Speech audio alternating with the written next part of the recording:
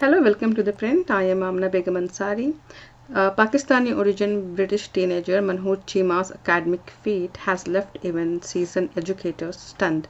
24 A levels, all with distinction, and a place secured at Oxford's Exeter College. Social media in the UK is buzzing with her story. Her achievement has been hailed as record breaking, extraordinary, almost unreal. She is not alone, of course. The most famous example from a similar background is Malala Yousafzai, whose life and work need little introduction. And there are many other young women of Pakistani heritage in Britain carving out space for themselves in a classroom, institution, and public life. While their success inspires pride and joy, it also raises a difficult question: how much of it is pure talent, which is undeniable, and how much the culture and environment that nurtured it? While Pakistani Muslim women can rise to global recognition in countries like the UK, how much of this would be possible back home? Pakistan consistently ranks among the worst in the world on the gender equality, according to the World Economic Forum's Global Gender Gap Report. It sits at the very bottom, 148th out of the 148 countries, with a gender parity score of just 56.7%, barely above war-torn Sudan. The scale of discrimination is not abstract, it's lived. Consider the phenomena of doctor brides. Thousands of Pakistani women who earn medical degree only to be confined to domestic role, their education treated as a marriage asset rather than a professional calling. The waste of talent is staggering, and it is nation's loss. While stories like Mahnoor Cheema inspire admiration abroad, in Pakistan women's lives are still routinely constrained by the violence and oppression.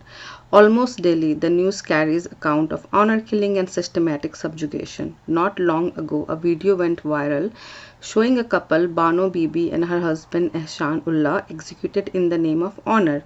The footage in calling the couple was gunned down in a deserted area and their bodies were left bleeding on the sand. Tragically, this is far from an isolated incident. According to the Human Rights Commission of Pakistan, over 470 cases of honor killing were reported in 2021 alone, known locally as a Karo Kari. These murders are a brutal reminder of entrenched patriarchal control over the lives of women in the country. Malala Yousafzai's peaceful life in the UK is itself a reality check on Pakistan's war on women, a nation built on patriarchy that kills female potential and often endangers their very existence. Even Saudi Arabia allowed women now to perform Hajj independently, but Pakistan still forced them to seek permission from their mahram. Such rules are not just bureaucratic hurdle, they are a reflection of society that systematically restrict women's autonomy, treating half its population as a dependent and perpetually subordinate. For every case of violence that surfaces in the media, dozen more remain buried, sometimes in grave, sometimes in silence. The hatred for women runs so deep that even the demand of dignity becomes intolerable. When a handful of women in Pakistan's cities tried to claim public space through the Aurat March, they faced abuse and mockery. Equality was dismissed as a vulgar, and one man even compared the Aurat March participants to Al Qaeda militants. Again, this backdrop, stories like Mahnoor Cheema or Malala's abroad strike with painful contrast. Brilliance celebrated in Oxford's classrooms might have been suffocated in a Pakistani home before it even ever saw the light.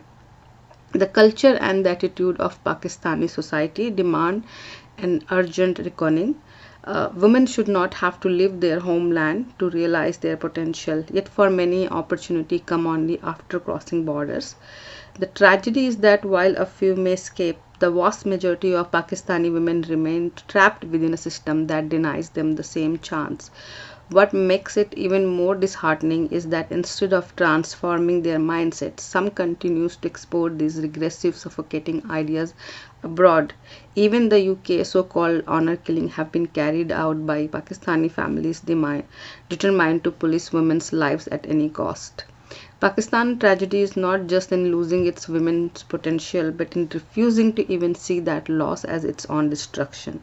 A nation that treats half of its population as disposable does not need outside enemies. It carries its own ruin within. For more such video, keep watching The Print.